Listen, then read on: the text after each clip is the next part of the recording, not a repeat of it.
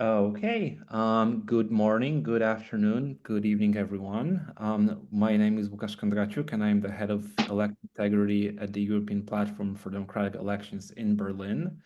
And I would like to welcome you to this second webinar in a series of 5 about Moldova and elections that we are putting together with our amazing partners from Moldova, the Promo-LEX Association. Nicolae Panfil, one of the directors of Promo-LEX, is also a speaker today. I would like to thank Alex Schlick, who agreed to moderate today's webinar. He was also one of the panelists in the first series, but Alex is a great friend and great supporter of EPDE, also an amazing expert on elections in Moldova.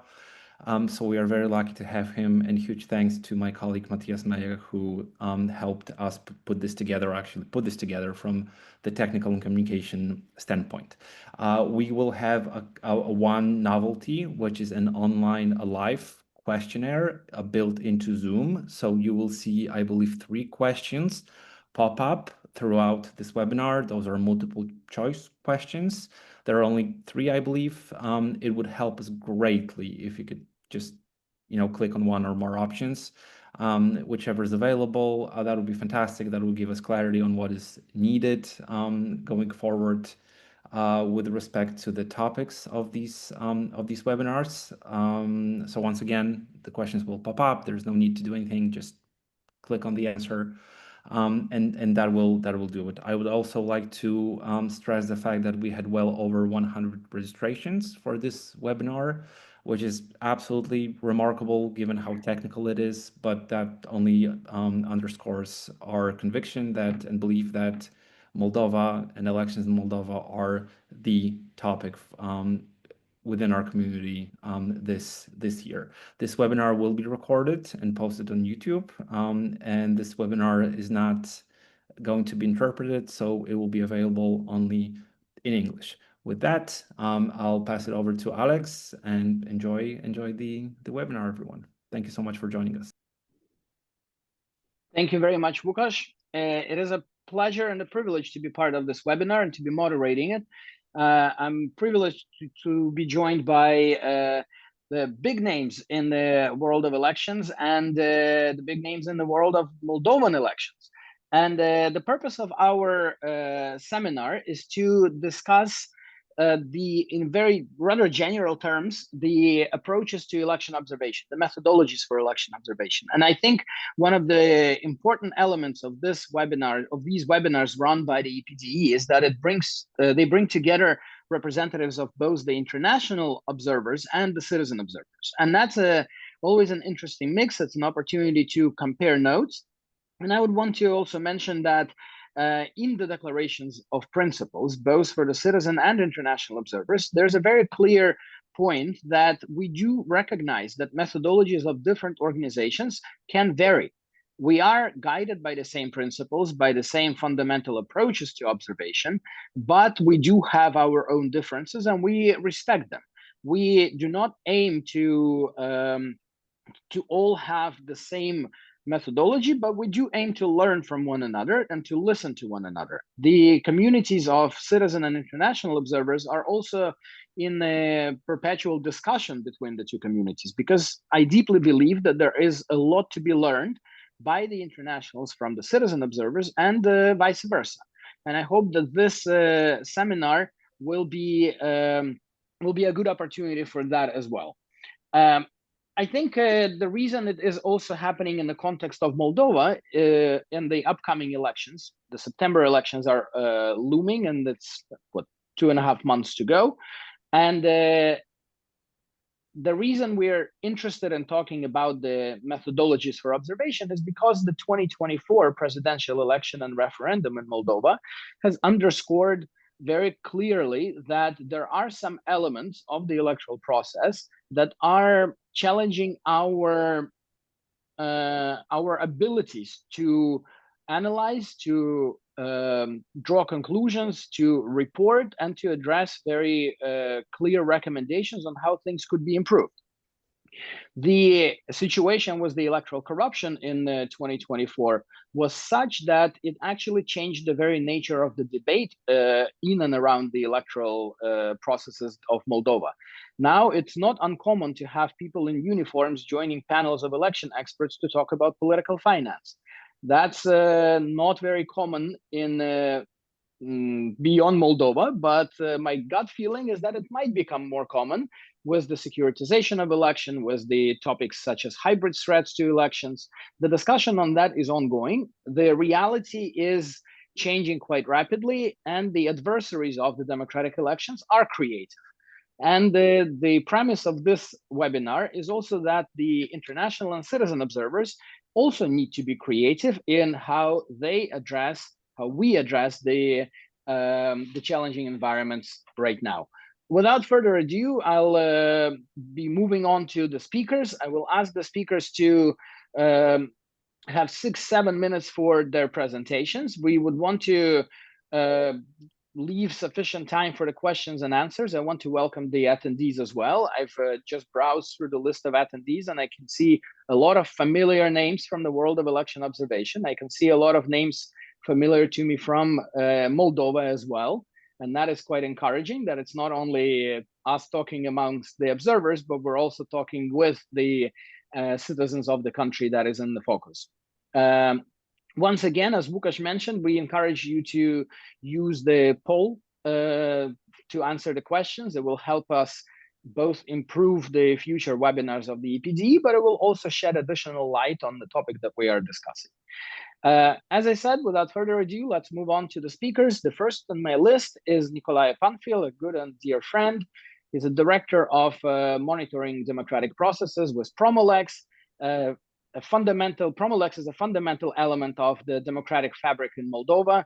It's a leading citizen observation organization, and it works on issues beyond election observation. So, but given the topic of our discussion today, I do ask Nicolae to be focused primarily on the observation methodologies. Nicolae, Povtim, you have the floor. Good afternoon. Mulțumesc. Thank you, Alex. Thank you, colleagues, Łukasz and all colleagues from EPD for organizing this event, this activity. I have to be honest, it's, I think, the first time we are discussing this kind of technical, as you said, Łukasz, topic, but still very relevant and important. And I believe during our discussion today, we will also find why it is so important to have this kind of technical discussions.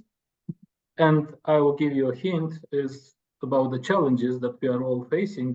And I believe not only domestic observers, but also international observers, we all will face and already face some challenges here in Moldova, at least, when it comes to doing practical work of election observation. Let me try to have a bit of structured presentation. First of all, I would like to explain a bit of our plan for these upcoming elections. And to put you in the context, Promo-LEX is observing elections since 2009. So this parliamentary elections, this mission will be the 30th mission in our experience. In all this period, I think we had in Moldova about 15 or 16 already nationwide elections covered, which means that we also had the opportunity to gain a lot of experience. So traditionally, the scope of our mission will be to ensure the integrity of elections through observation, through communication, and you know, displaying the findings that we will have as a result of observation, or in other words, to counter those negative, perhaps, phenomena if there will be some. And all of this, in general, is for the presentation of an objective image of what is elections about, what is this campaign about, and respectively for the citizens, for all the relevant stakeholders to have a clear image how they should see this electoral competition. Very often we have a lot of discussion and debates about the political things, but it is still very important for the citizens to have objective 360 information around the process, and this is what we are trying to do. we have a series of challenges along the way. And I would say that some of them relate to the structure of the mission, to the focus of the mission, or even to the financing of the mission. Regarding the focus of the mission, we are trying to look into the details, like the general context, the social political evolutions, developments, the campaign itself, the electoral management bodies, financing of elections, hate speech and discriminatory language. In general, this is an approach that is very much in line with also what ODIHR does, but ANIMO as well, and other international missions. This is something that worked for a very long period of time and is still working, but we see that this is no longer sufficient in our opinion, and I will explain maybe later a bit why I believe so. Regarding the structure, the type of challenges we face relates to the coverage we aim to do, and we always try to have a mission that would have also long-term observation, but also short-term observation.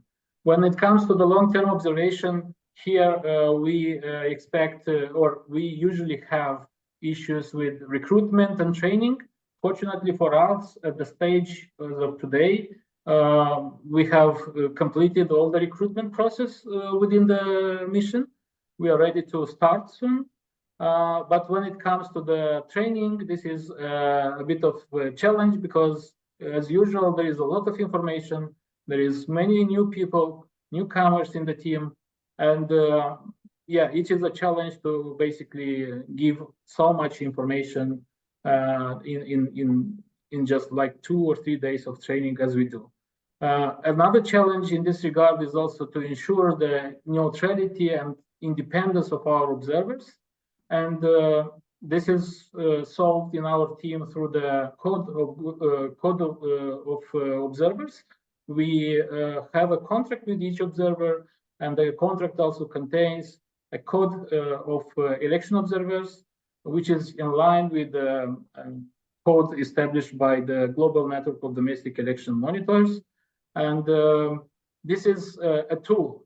Of course, there is issues, there is problems sometimes along the way, as we could also see during the previous campaign, for instance, that there was a lot of discussion in our society about even electoral officials, but also observers being part of the networks that were recruited by SURE, for instance, or by other politicians to engage also in parallel activities. So we are trying to do our best to investigate this kind of things, and whenever we find, or if we find something like this, then according to our procedures, we immediately stop and withdraw the accreditation and stop all the relations with those observers.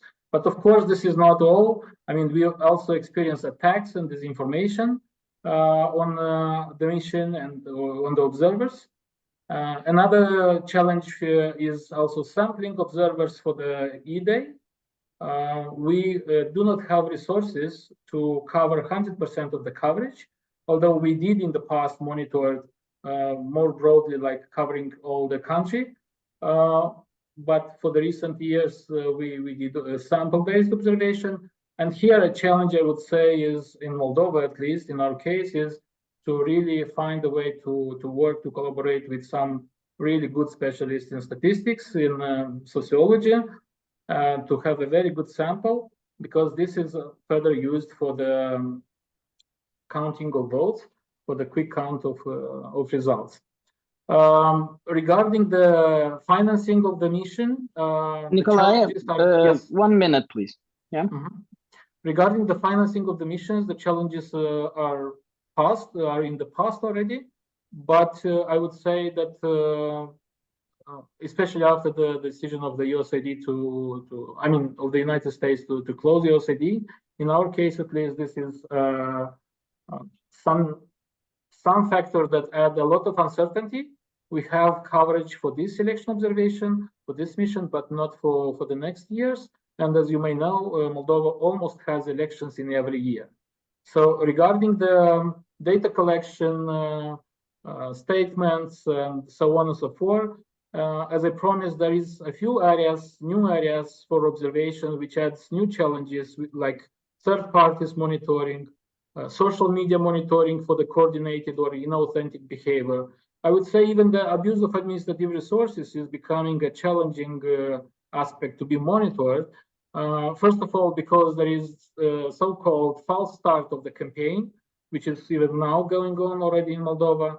Also, the politicians are very creative in doing their political activities, but also the social normalization of this phenomena, which is not allowing for the correct perception of the wrongdoing here. The increasing role of the church is also a new challenge, rather not new, but becoming much more present in our electoral realities and needs to be monitored. And as Alex also you said, the vote buying is already. I never thought that Moldova will be kind of famous for this phenomena, but unfortunately it is yet. And unfortunately, we see a lot of innovative methods, like including crypto, use of social media for coordination of these vote buying networks. Klein, we have to wrap up and move on. Just 3 seconds. Voting in the social and medical care institutions is another challenge we have observed in the recent elections, and we will try to look into more in depth. And also the monitoring of the IT tools and new technologies implemented by the electoral authorities. And here I'm closing. Hopefully we can add more during the discussion, during the session of questions. Thank you very much, Nicolae. I had no doubts that you have already started preparing the analysis of the possible challenges, and we all look forward to seeing how you address these challenges, especially given the challenging circumstances of you to be deploying right now as well. But we absolutely wish you good luck, and we will be observing the observers as well, I'm sure, to learn from you. Next on my Alex, if you allow me, sorry, just we have to move on, Nicolae.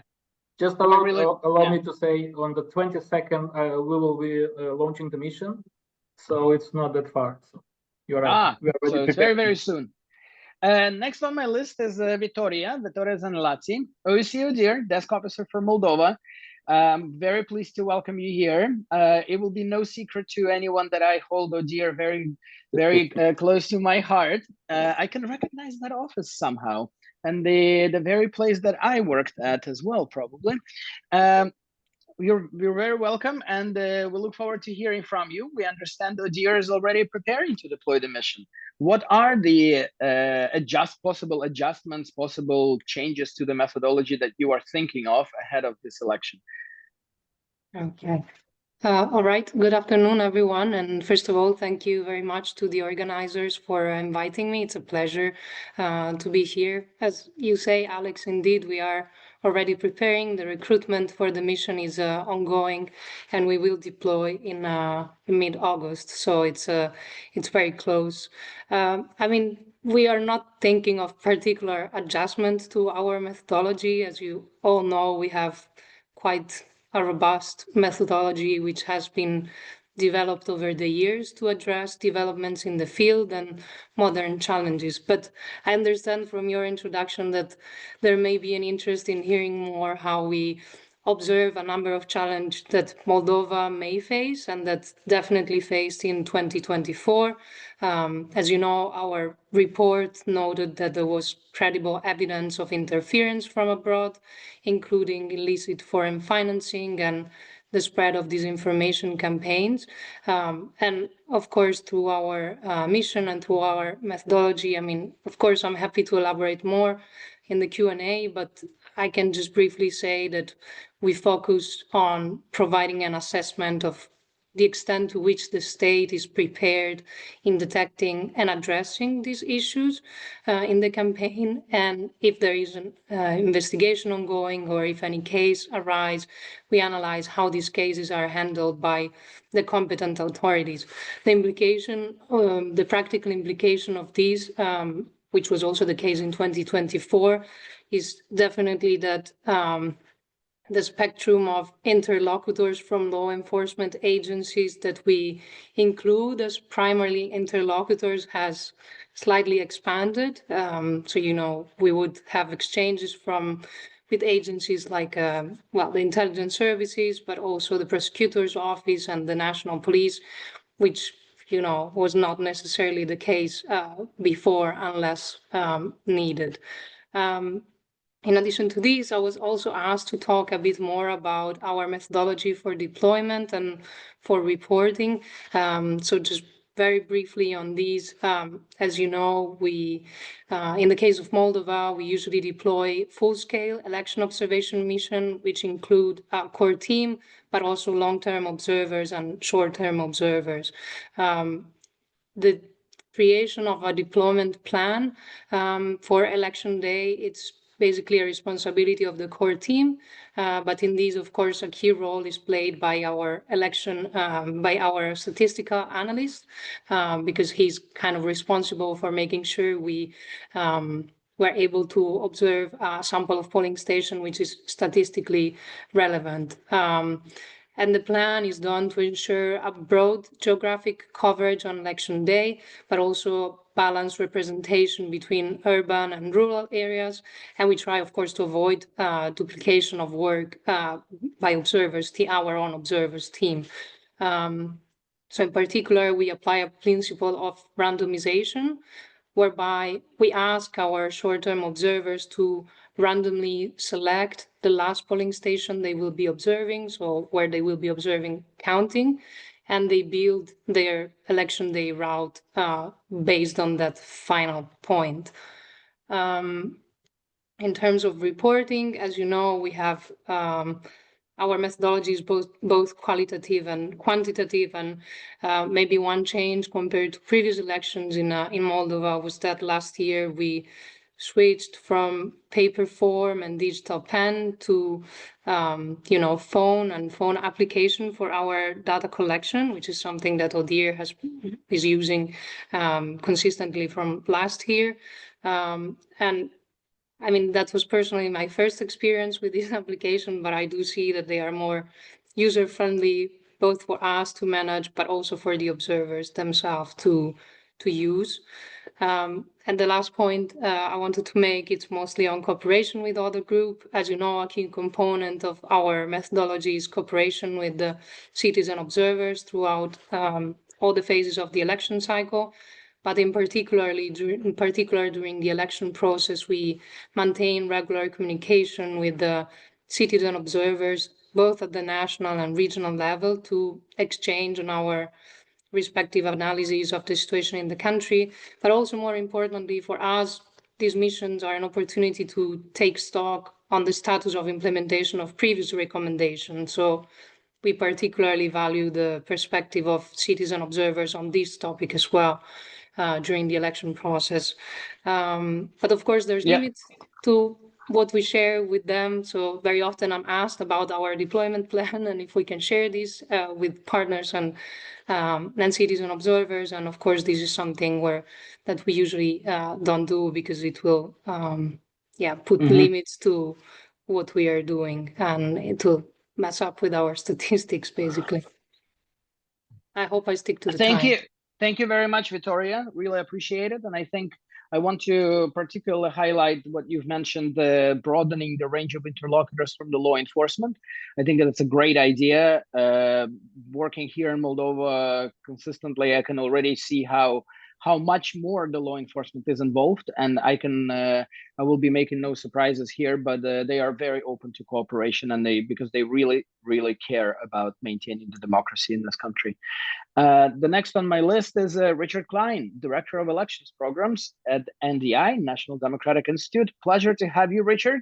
And NDI is observing throughout the world in such a broad variety of contexts, just as IRI does. And maybe you could also give us an even broader perspective on the methodological developments, given your worldwide expertise.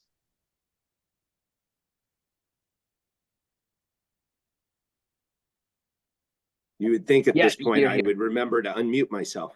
No, thank you, Alex. Great to see you, to see so many familiar friends as attendees today. It's a great turnout, and it reflects, I think, how important the elections are in Moldova. And Alex, as you said, the particularities of the challenges faced by Moldova's elections, and it's Moldova's the importance of these elections, not just to the Moldovan people, but the broader international community. Also, thank you to EPDE and Promo-LEX for organizing this important seminar. I think, Lucas was surprised at the number of attendees, but I think it reflects the interest in these issues, and really appreciate EPDE and Promo-LEX taking the lead in this regard. As I said, Moldova's elections are incredibly important, not just for the country itself, but I think the larger conversation about authoritarian pushback and democratic resilience. Nicolae referenced a number of the challenges that Moldova is facing. There are two that I would really like to highlight. These are, of course, not the only two, and Alex, you alluded to them, and they both relate to foreign malign influence in elections, hybrid threats, FEMI, whatever term that we want to use from that for them. That relates to the spreading of false information. Of course, elections have always had false information, but the spread through social media, which makes that information move much more quickly. And today, of course, we are ever increasingly facing questions about the use of AI in elections to generate deep fakes. We're also, as Nicolae talked about, is this issue of vote buying and the challenge that it presents in Moldova. Let me start with sort of NDI's overall approach to election observation.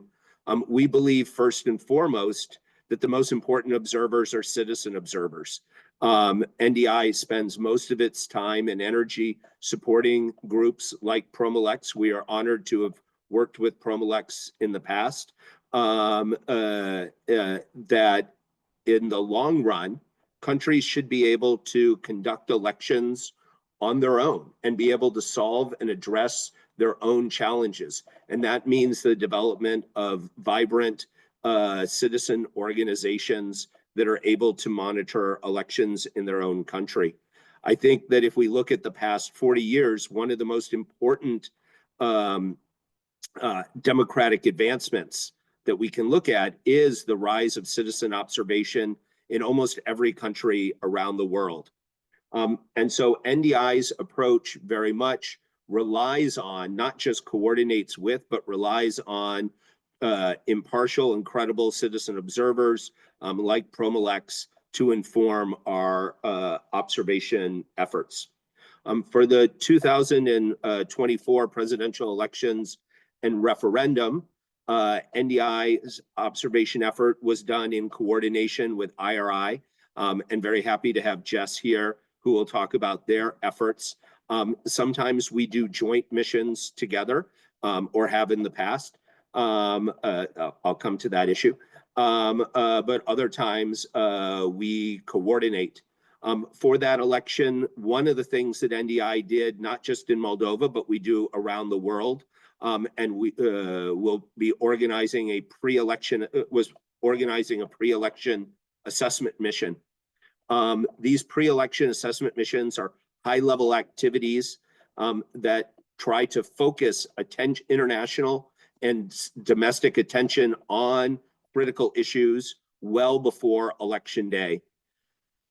These activities can help build confidence when appropriate before election day, or can raise concerns about fundamental threats to electoral integrity, and offer practical recommendations well in advance of Election Day, while there is still time to take steps to address those issues. NDI's pre-election assessment mission for Moldova in 2024 really highlighted this issue about FEME, about hybrid threats, about foreign malign influences as being the central issue around the Moldovan elections. That in terms of how observation is changing, I would argue that fundamentally, and here I agree with Vittoria, that the fundamental principles of election observation, whether for international observers or citizen observers, have not fundamentally changed. I think if we look back to the DOP or the global principles for citizen observers, that those still are the touchstone for and provide guidance about how to observe elections. The question becomes, how do we implement that? And Vittoria touched on that. It's about being flexible and changing and adapting our existing methodologies to meet these new threats. So as Vittoria said, it may be meeting with stakeholders that we haven't previously met before. In NDI's case for Moldova 2024, we included long-term analysts that specifically focused on social media, on the spread of false information, and that was something that, say, 10 years ago we would not have done. Nicolae referred to the funding issue, and I think this is an important issue to touch upon. Everyone on this call, I think, is aware of the events in the United States that has led to the end of USAID and an enormous reduction, dramatic reduction in funding for both international and citizen observers. USAID was one of the largest funders of citizen observers globally. But I think it's also important to note that there are shifts in funding in the UK at FCDO, as well as upcoming anticipated shifts in funding in the European Union. And so at this moment, when threats to credible elections are increasing domestically and internationally, the funds available are decreasing. And so the question going forward becomes, how do we do things more effectively, right, with less resources? We're going to have to be more efficient.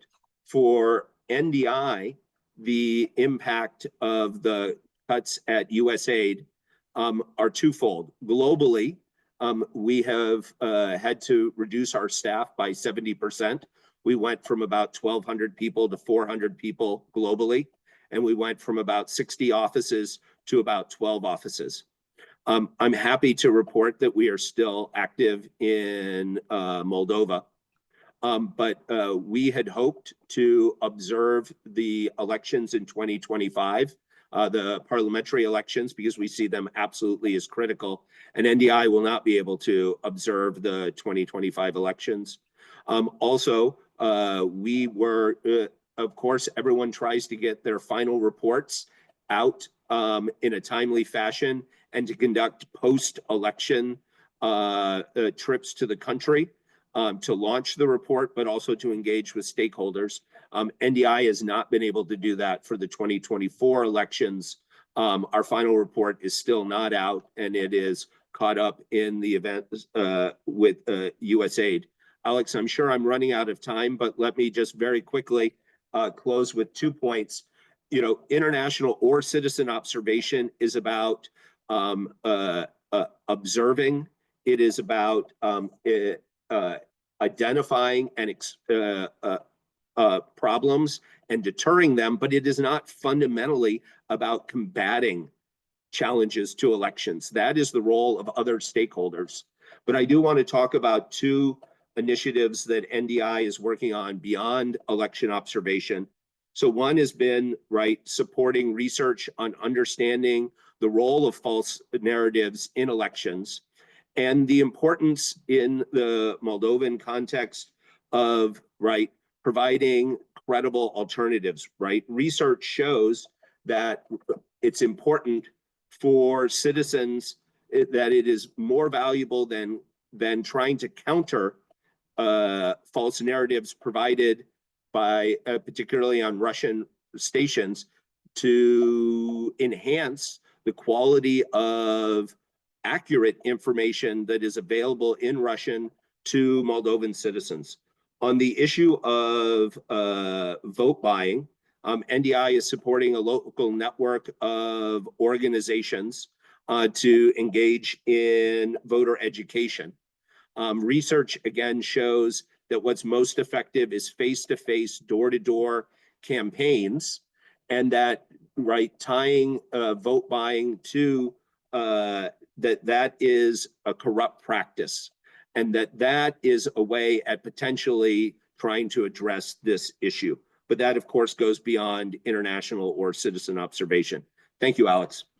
Thank you very much, Richard. It's fantastic that you're continuing your involvement in Moldova, and it's a big regret that you will not be able to come and observe. But we do know your colleagues here and everybody on the ground very much appreciates the continuation of the work, and things that you've mentioned are very, very important to address. The next and the final speaker on my list is Jessica Keegan, Senior Advisor on Electoral Integrity at the IRI, International Republican Institute. Pleasure to have you here. IRI is continuing to be innovative. We know of some of the tools that you have been developing, and it would be interesting to hear again from a very broad international perspective of what you see as the possible methodological challenges and the possible ways to address them. You have the floor, Thank Jessica. you. And Thanks so much. before we move on, let me remind everyone that there is a chance to ask questions. It's in the Q&A session. It's in the Q&A section. Please send in your questions because we'll be moving to the Q&A after Jessica's presentation. Sorry, Jessica, you have the floor. No problem. Thank you. Good morning and good afternoon to you all. Thank you for having me. It's really great to get together again to discuss the upcoming elections in Moldova.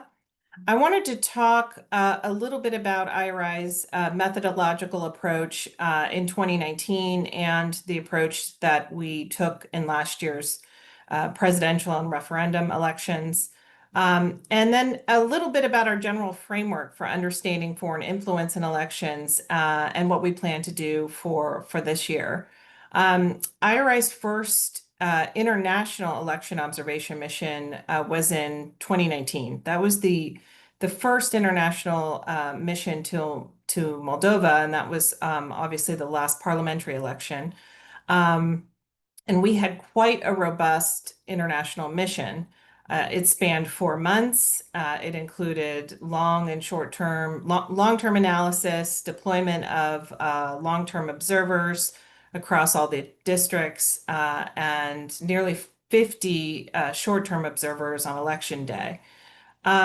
The thematic areas that we looked at in 2019, and the reason I raise this is because it's interesting, I think, to look at methodologies that we took from 2019 and thinking about what we would do potentially differently, right, for the upcoming elections. But in 2019, we looked at the new electoral system. At that time, there was a change from a proportional to a mixed system, and we looked at the implications for that. The election administration, voter registration, candidate nominations, campaigning, media, and sort of the typical spectrum of thematic issues that most of our observer groups look at across our missions. What's interesting is that in 2019, there was very little mention of interference from the Russian Federation in our report. Not because it wasn't present, but because our methodology hadn't evolved yet. Fast forward to 2024 and last year and this year, foreign interference is a significant, if not primary, concern this year, and will be, was last year and will be, I think, this year too. And so in thinking about last year's presidential and EU referendum elections, they were notable due to a significant increase in interference from the Russian Federation. There were, of course, other technical issues that our observation mission found, but this was one of the primary concerns that we had. Methodologically speaking, our international delegation was led by U.S. Congressman Peter Roskam and former European Union Commissioner and United Nations Deputy Secretary General Danuta Hübner. 3 of our LTAs deployed for 6 weeks, and then we had about 34 STOs last October. Here I'll emphasize, and I think this corresponds a bit with evolving methodologies, and in particular looking at influence from foreign governments, that the international approaches to observation are as much a methodological exercise as they are a political exercise. And so we strive to have, when resources allow, both high-level sort of members from Congress or other political figures, coupled with our methodological long-term and short-term analysts. Last October, our teams deployed to all 32 districts. We also had, we did witness voting at polling stations dedicated for the Moldovan voters and who reside in Transnistria. So we were able to see some of that. And then some of the issues that we looked at last year were the legal framework, the election administration, voter inclusion issues, and the campaign environment, including finance, illicit finance, and foreign influence. And when thinking about foreign influence in electoral politics, our framework is still a work in progress as new tactics continue to emerge with each cycle. But generally, our lens and protocols involve, first, is there foreign influence? Is it there? Is it overt, covert, or both? Second, what are the modalities of this influence? For example, is it information operations, proxy, provocateurs, bad actors, illicit finance, infrastructure investments, fake observer missions? These are the types of modalities that we would examine. And third, to what extent do these tactics disrupt or interfere in participation, in competition, or in the outcomes itself? And it's through this methodological lens that I found in 2024 that principally the tentacles of Kremlin influence include financing pro-Russia electoral candidates, paying Moldovans to vote against pro-West policies, hiking gas prices, aiding the Transnistria region's unrecognized separatism as a lever against the Moldovan national government, and other findings that you can that we detailed in our report, which is online. I won't go into the fugitive oligarch Elon Shore details, but everybody knows about that. It is also detailed in our report. And our observers also did note the government's uncovering of this massive vote buying network that was linked to the Russian Federation. Then on election day, this interference manifested in carousel voting schemes and influence agents in proximity of polling stations, overtly bribing voters in some cases in some districts. So looking ahead, what thematic areas will be important for us to watch in 2025? Obviously, Moldova has undergone numerous reforms and advancements since the last parliamentary elections in 2019. However, the threat environment continues to be varied and complex and evolve. And so it's for that reason that the aperture of interlocutors, as Vittoria mentioned earlier, that our analysts engage, it has expanded. For example, we now engage national security officials responsible for cybersecurity issues at the national level. We're looking more at like Department of Defense type departments or those responsible for those thwarting foreign interference. And so those types of conversations are happening, whereas in 2019, our methodology did not incorporate that as much of a significant threat. So in looking ahead at this year for legislative elections, we will have long and short-term observation. There may be a possible pre-election assessment, and then the thematic areas we'll focus on, we'll look at the voter registry and whether the issues that we highlighted last year have been addressed. We'll look at participation of the diaspora, the campaign environment, and of course, again, foreign interference through illicit finance. So with that, I'll leave it. I'll stop there for questions. Thank you very much, Jessica. Look forward to seeing you and your colleagues in Moldova this year. Very interesting way of looking at things on trying to figure out what the tentacles of influence are. And I'll be using that metaphor myself, I'm sure, in the future. Thanks for the inspiration in that. We do have one question already in the Q&A section. We do have another question that has been sent to us directly. And to be honest, I do have two questions of my own, but I don't want to preempt anybody with my own questions. There is a question in the Q&A. Let's answer that one first. The question sounds like as follows: is it possible to prohibit the voters from Transnistria to take part in the elections? Is there any legal argument for that? Would that be ethically correct? I propose that maybe Nicolae takes a stab at that as a citizen observer who is extremely well familiar with the legislative framework on that. Nicolae, very briefly, if possible. Yes, although it's not a simple question, Alex. Our position as Promo-LEX, working also on human rights issues in the region, was and is clearly stable. Voters from the Transnistrian region, Moldovan citizens actually, have to vote. They should enjoy the same rights as everybody across the country, just as the voters that are living abroad for the moment and so on. But the reality that is there in that region present, unfortunately, prohibits them to cast an informed and I would say conscious vote.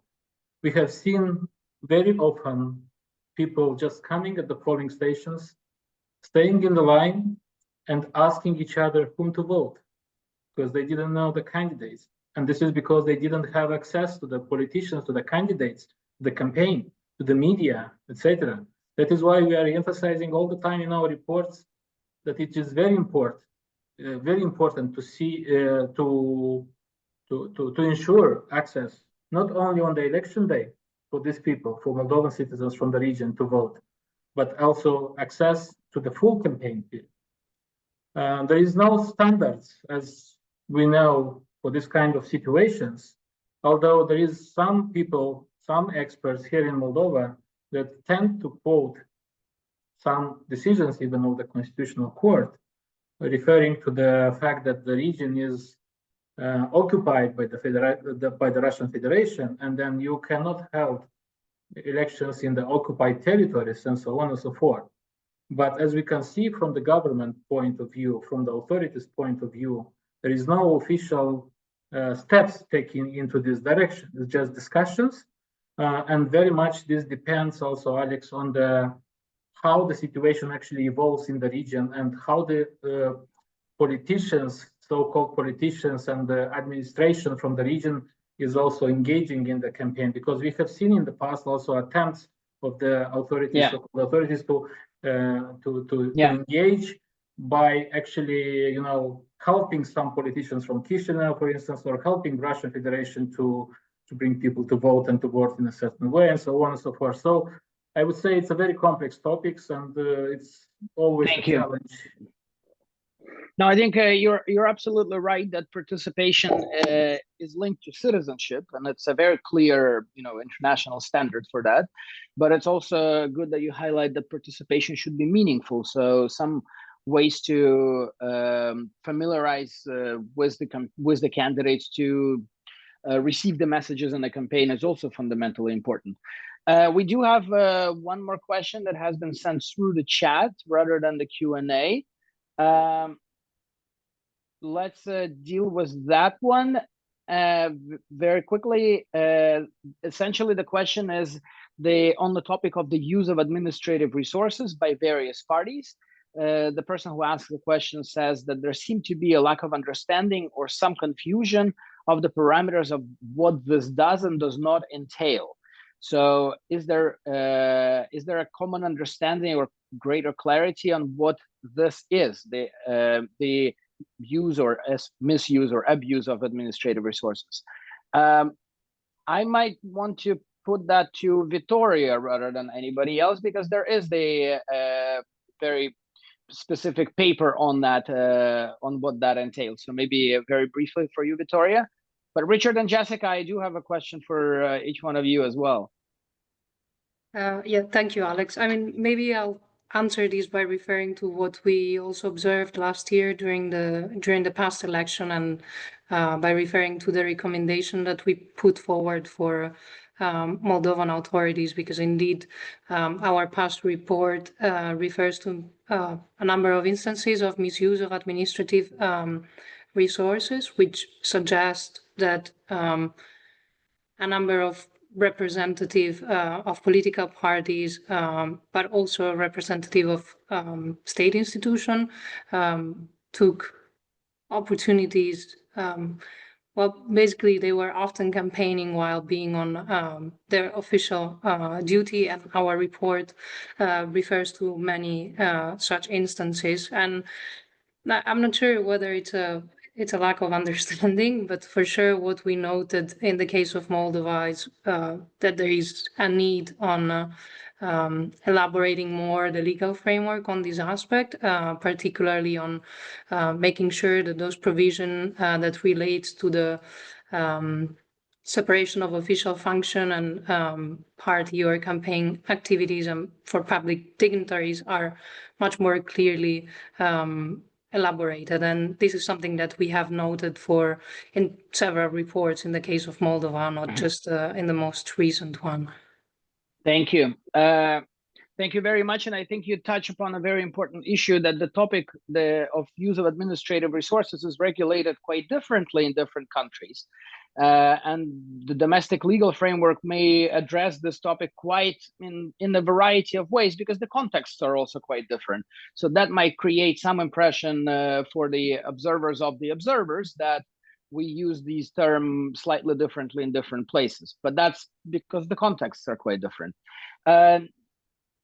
Maybe Nicolae, very briefly, we are running out of time, so you want to also touch on this administrative resources?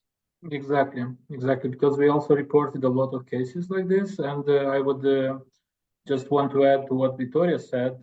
Indeed, we have still some issues with the regulation, but I would say the way it is regulated now, it is already enough, for instance, for the authorities to enforce it. The problem we have, I would say, is much bigger with the enforcement of the regulation on this, because we didn't see any case of any sanction imposed on a political party or on a government official for the abuse of administrative resources. And this is the role of the authorities, of the Central Election Commission, of the police, to document and to do this. And unfortunately, this is an issue. And then for the last part, we are referring always to the definition of the Council of Europe, a much broader definition than the existing one in the national legislation. Because we believe that this all kind of manifestations of administrative resources, including immaterial resources, also influence people's decision. So this is our point on this topic. Yeah, Richard. But before I pass on to Richard, I do have a question that you may want to answer as well, from your perspective of observing in very many places as well, and from your long experience in this field. We often talk about technological development in and around the elections, cryptocurrencies, artificial intelligence, generative AI, the very use of technologies for running elections, be it voter registration, biometric identification, whatever else. Using algorithms or misusing algorithms of social media, deploying troll farms, bot farms, you name it. is there a chance for election observers to catch up with these technological developments, or is this a topic that is going to be moving on much quicker than any methodology could? Or is there an importance for observers to focus on something more fundamental than the specifics of the technological developments? But I don't want to preempt your answer on the admin resources, I presume. No, Alex, thank you. And I was actually going to make a broader comment, so I'll save it to the very easy question that you gave me about technology. No, I mean, technology, of course, has always been part of elections. In 1999 in Malawi, the most important technology was the use of the bicycle, because the bicycle is how information was being moved from polling stations to central locations for the results to be collated.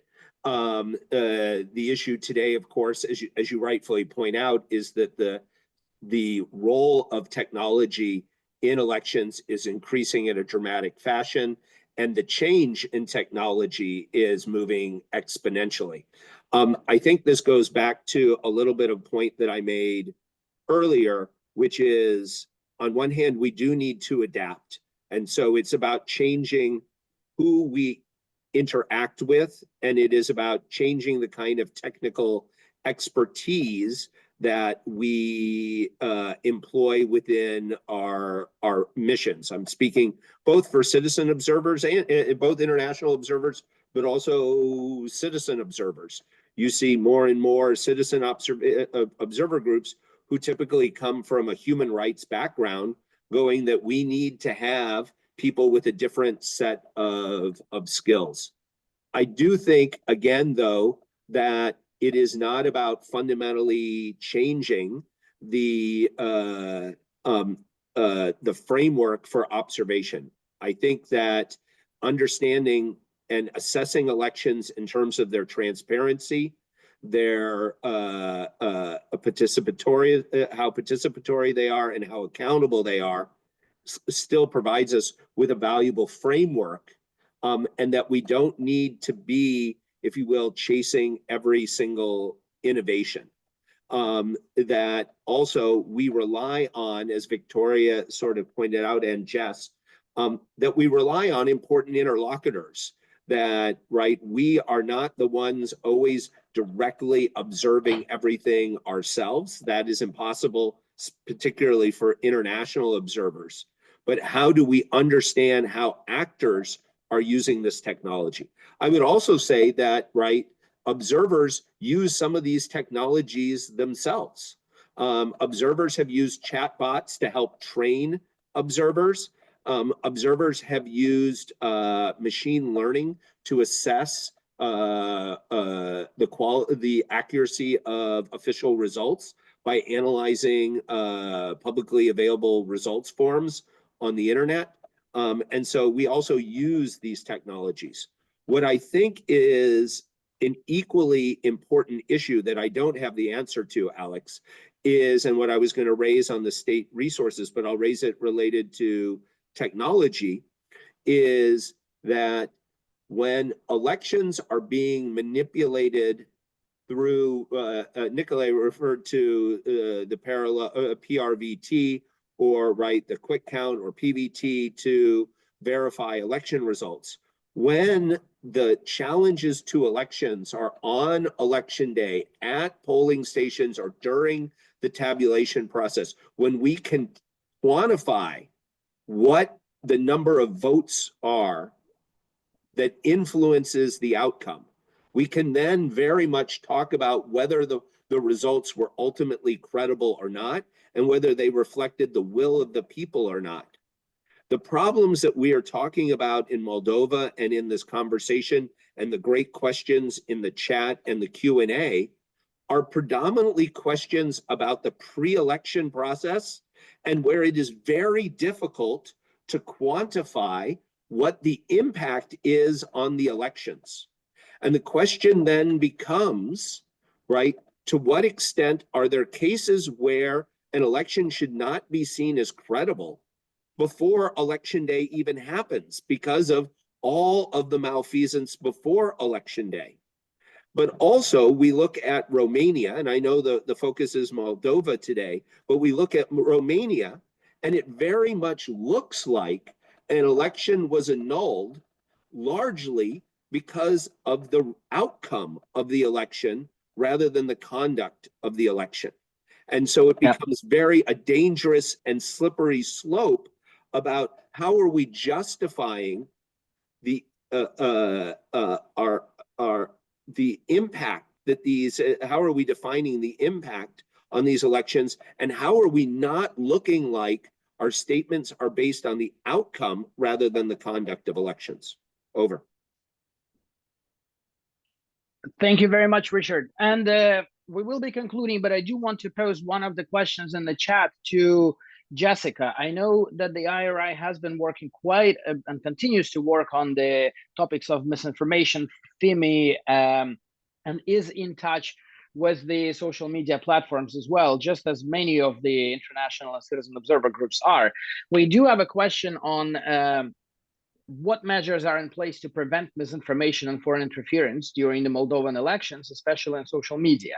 You might not be yet following it in depth for a Moldovan context, but maybe we can use this chance to have you speak of the possible measures that can help prevent misinformation and foreign interference in more general terms. And I think it would be very informative for the person who asked the question. There's also another question on the ways for the election observation missions to follow what the tech platforms are actually doing, so financial aspects as well. And it also includes a notion that it goes beyond ordinary social media monitoring. I don't think there's an ordinary social media monitoring yet. It's developing as we speak, I think. But yeah, social media issues, misinformation, FIMI. What are the possible ways to counter that, and how to work with the social media platforms? So in 2019, or sorry, last year rather, we had a recommendation that the Moldovan government should expand the jurisdiction of the Audiovisual Council to include a wider range of platforms that could potentially safeguard Moldova's information ecosystem from foreign influence operations. And so, you know, drawing on our observations from last year, we do feel like that recommendation may help. But broadly speaking, we're really drinking from a fire hose here, right? Like there's a few things that I think I would just note in closing is that our methodological approach, including that of observing the social media or digital information spaces, driven by our resources and driven in some part by other political factors. And so this is to say that it's looking at the media environment is a very complicated endeavor. In the past, we have not had as robust media monitoring comparably to other missions, and that's primarily because of resource issues. Nevertheless, going back to this conversation about interlocutors and what Richard mentioned is we do talk to the Audiovisual Council. We do talk to those who are closest to media monitoring, including citizen observer groups and other journalists and media institutions. And so it's important to, I think, you know, keep having a variety, diversity of interlocutors that we engage with, which is, you know, what we did in 2024, what we will do again going into this year's elections. Thank you. Thank you very much. And I think we are slightly beyond the time allocated to us. So, but there has been so much said already, and I'm really grateful to all the speakers for focusing both on Moldova, which is the country in the context of which we're discussing these issues, but also speaking of more general issues. Moldova is just, no matter how important and close to our hearts it is one place where many different things are happening. And the methodological developments concern many other places. I know that there is a significant value in keeping the consistency of the methodology. We have been working as observers, and I have been working as an observer in the past, based on the methodology that wasn't born yesterday. It has been in the development for over 30 years, and it is to be cherished because it has proven its usefulness, both for international observers and for citizen observers. I very much agree with the point raised today that one of the fundamental developments that we have seen is the strengthening of the citizen observers and their networks. I think it is fundamental. If anything could work international observers out of the business, it wouldn't be the perfect elections. I don't think we'll see that anytime soon. But maybe the strength and the resilience of the citizen observers is something that is to be recognized and reiterated. I think we, both international and citizen observers, bring a lot to the community. They look at things from very similar but still divergent, different perspectives. And I think there is a great need for these kind of conversations where we can identify issues that are in common and issues that are different, and use this as an opportunity to learn from one another, to learn from citizen experience and to learn from international experience from maybe absolutely other parts of the world. I'm really grateful to the speakers for finding the time to join this webinar today. I'm very grateful for the European Platform for Democratic Elections for organizing this. I know this is not the last webinar on Moldova, so please stay tuned. As Lukasz mentioned in the beginning, we had record registrations for this webinar, but I'm sure as we get closer to the parliamentary elections in Moldova and beyond, the interest will be on the rise, and we're about to set new records. So stay tuned for announcements. Once again, big thanks to Nicolae, to Vittoria, to Richard, and of course to Jessica. Pleasure to see you all, and I hope for more opportunities in the future. With this, we finish. Thank you so much. Thank you, everyone. Thank you. Bye. Bye.